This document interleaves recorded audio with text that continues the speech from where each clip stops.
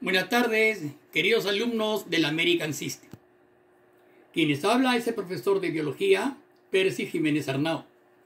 El día de hoy vamos a tratar sobre la biología y la historia de la biología. El origen de la biología se originó en Grecia. La palabra biología deriva de dos términos griegos, que son bios, vida, y logos, estudio, tratado, que significa el estudio de la vida en sus diferentes manifestaciones. O sea, que estudia a los seres vivos. ¿Qué estudiará de los seres vivos? Su composición química, sus características, su reproducción, crecimiento, metabolismo, organización celular y movimientos. Muy bien. La etapa antigua de la biología se caracterizó por la aparición del hombre nómade, cazador y recolector. Cuando el hombre era nómade, se limitaba a cazar, pescar y recolectar frutos de la naturaleza. Poco a poco, ya no necesitaba viajar de un lugar a otro para encontrar sus provisiones y descubrió la agricultura y ganadería. Gracias a su larga experiencia, su gran capacidad de observación y su desarrollo intelectual, el hombre pasó de los conocimientos empíricos a tener un conocimiento científico de la naturaleza. En esta etapa sobresalieron grandes filósofos naturalistas como Aristóteles, llamado el padre de la zoología, y Teofrasto, el padre de la botánica. La edad moderna se inicia con el Renacimiento y dura hasta fines del siglo XIX. Sale a la luz el microscopio, con el cual se empezaron a observar estructuras biológicas que antes no eran posible ver a simple vista. El microscopio fue de gran ayuda para la biología porque se comenzaron a observar microorganismos que después se comprobó que transmitían muchas enfermedades. La edad actual o biología molecular se inicia en 1920 con la invención del microscopio electrónico. Los avances tecnológicos han hecho grandes logros en los distintos campos de la biología, destacando principalmente la investigación genética, o sea, el estudio de los genes y enfermedades que producen sus alteraciones. Algunos importantes biólogos de esta época fueron Johann Mendel, considerado el padre de la genética, Watson y Crick, quienes propusieron el modelo de la doble hélice del ácido desoxirribonucleico, y Campbell y Wilmut, quienes dieron origen al primer mamífero generado mediante la técnica de la clonación, la oveja Dolly. Muy bien, estas tres etapas de la biología son consideradas importantísimas en la importancia de esta especialidad. Bien, seguidamente vamos a reforzar el tema mediante un vídeo referente al tema.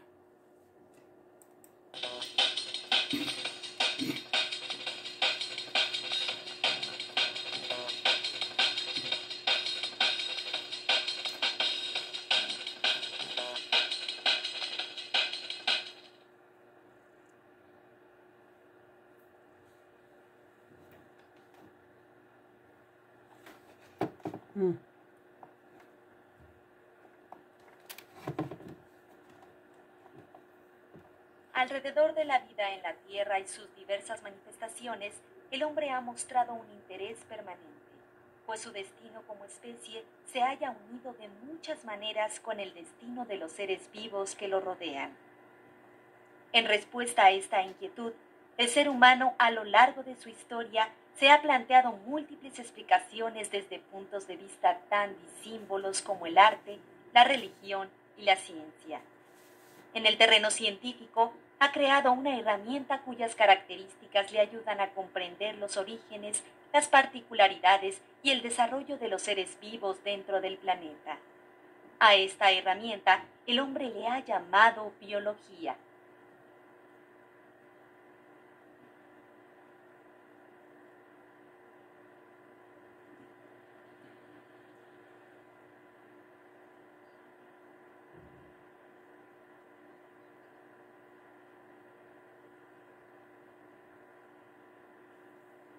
La biología es una ciencia dedicada al estudio de todos los seres vivos que habitan la Tierra, desde los más pequeños hasta los más grandes, desde los más simples hasta los más complejos. A través de la biología, el hombre ha emprendido una extensa búsqueda de las distintas formas de vida que existen en el planeta. Tal aventura comprende no solo aquellos paisajes poblados por especies animales y vegetales cuya presencia captura con facilidad nuestra atención. Los caminos de la biología se bifurcan hasta alcanzar ámbitos que pueden pasar inadvertidos a simple vista. De esta manera, su campo de estudio se extiende hasta fronteras microscópicas, hasta lugares donde la vida parece no existir. Por ejemplo, dentro de una gota de agua es posible encontrar todo un microcosmos de seres unicelulares, entre ellos las bacterias y los protozoarios, como los paramecios. Ahí, en ese ámbito minúsculo, en apariencia insignificante, la biología se abre paso para revelar el comportamiento de seres antes invisibles para el ojo humano. Exuberancia y diversidad. Los seres vivos son un catálogo de formas por momentos verdaderamente extravagantes.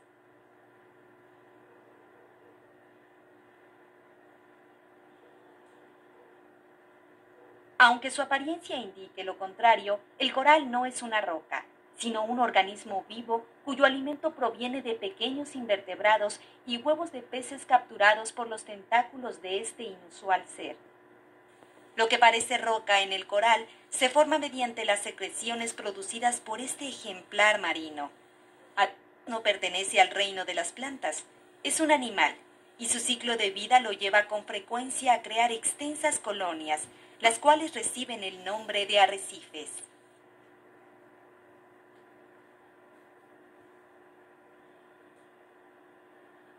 Como puede apreciarse, la vida en la Tierra puede ser sorprendente, y más si se consideran los miles de millones de especies que han habitado desde la noche de los tiempos este rincón del cosmos.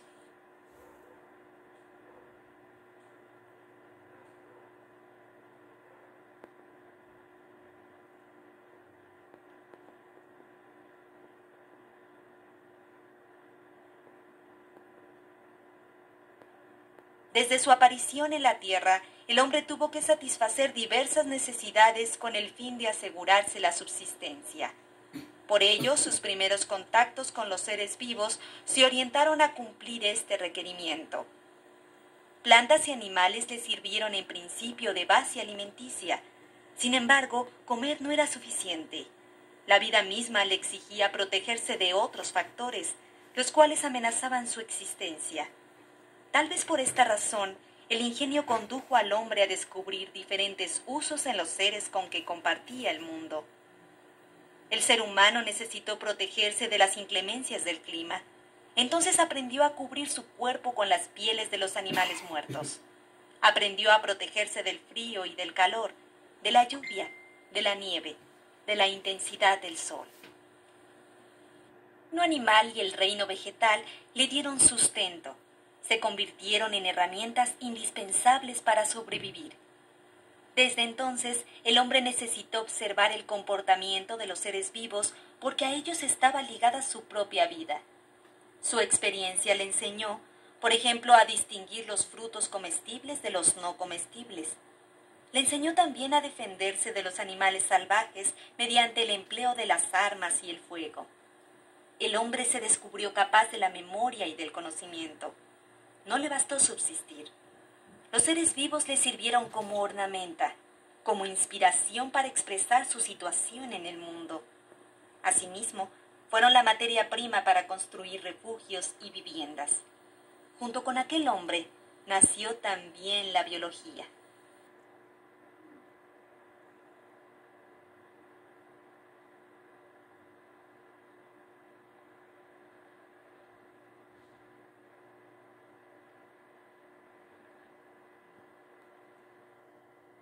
Poco a poco el animal humano fue encontrando su lugar en el mundo. Cuando era nómada se limitaba a cazar, a pescar y a recolectar los frutos de la naturaleza. Viajaba constantemente, en búsqueda de recursos y alimentos. Sin embargo, gracias a la cuidadosa observación de los seres vivos, aprendió a utilizarlos de otra manera. Vio el crecimiento de las plantas y aprendió su ciclo de vida. Advirtió que las plantas tenían semillas de las cuales, al caer a la tierra, nacían otras plantas. Este conocimiento le permitió reproducir la naturaleza, pero también modificó sustancialmente su situación en el mundo. Al igual que las plantas, el hombre decidió echar raíces. En otras palabras, se volvió sedentario.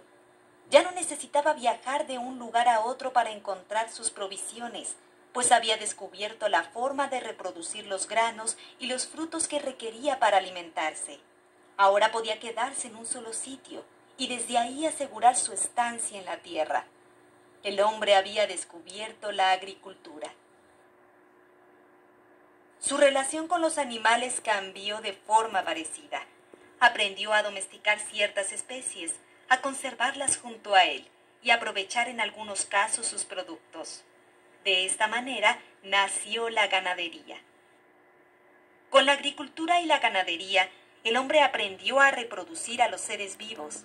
El mundo había dejado de ser un lugar de donde tomaba cosas para convertirse en una suerte de laboratorio, en el cual sus manos ejercían ya cierto dominio. Este cambio en el vínculo del hombre con el mundo le permitió pasar de los conocimientos meramente empíricos a los conocimientos científicos. Contribuyeron a ello su larga experiencia y su memoria, su gran capacidad de observación y su desarrollo intelectual. El acercamiento del hombre con los seres vivos le enseñó a distinguirlos y a clasificarlos. De esta forma les asignó diferentes usos de acuerdo con sus características específicas. Ciertas plantas les sirvieron de medicamento, mientras que otras simplemente adornaron su cuerpo o sus aldeas. Aprovechó de los animales no solo su carne, sino también sus pieles y cornamentas, para fabricar desde vestidos hasta instrumentos musicales.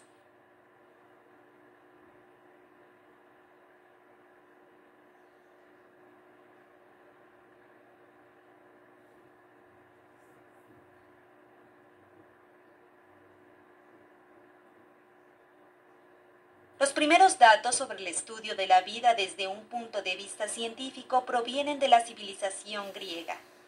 Aristóteles, uno de los pensadores más importantes de la Grecia antigua, se interesó en forma particular por la clasificación de los seres vivos. Sus esfuerzos se orientaron a ordenar y agrupar a las plantas y a los animales según sus características. Se concentró primordialmente en el estudio del reino animal. En torno de este tema, escribió el libro titulado La historia de los animales, por el cual se le considera el fundador de la zoología.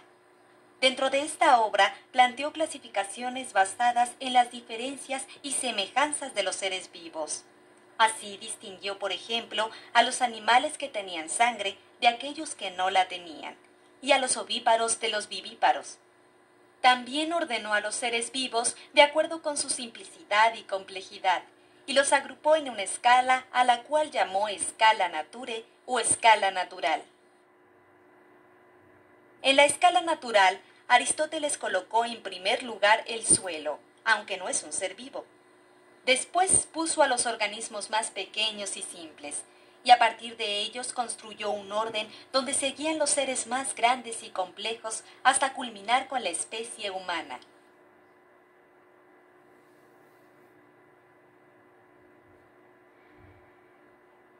Teofrasto, uno de los discípulos de Aristóteles, continuó con la tarea de su predecesor, pero con una diferencia: se abocó básicamente a la investigación de las plantas.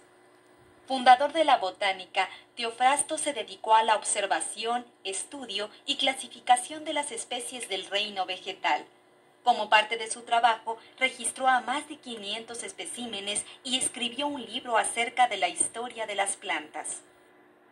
La obra de estos dos pensadores contribuyó a darle cuerpo a la biología como ciencia, a reunir y sistematizar los conocimientos que sobre los seres vivos había acumulado la experiencia humana. De esta forma, el saber del hombre sobre la vida en la tierra se hizo más ordenado y preciso.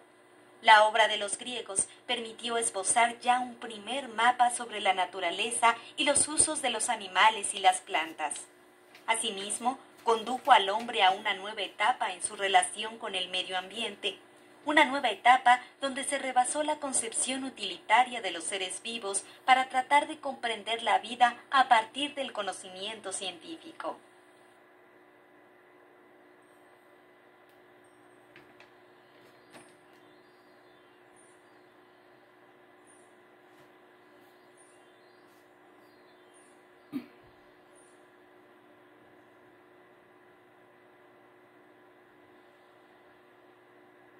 Como puede apreciarse, entre el hombre primitivo y los griegos existen muchas diferencias sobre el conocimiento de los seres vivos. Aquel primer hombre, desnudo y nómada, solo veía en los animales y las plantas medios para sobrevivir. El largo camino que recorrió desde su condición nómada hasta convertirse en sedentario estuvo marcado por dos descubrimientos: la agricultura y la ganadería. Finalmente, los griegos se encargaron de llevar al estatuto de la ciencia los saberes de los antepasados del hombre. Si bien no concluye en ellos la historia de la biología, es considerable su aportación para establecer los cimientos de esta disciplina científica.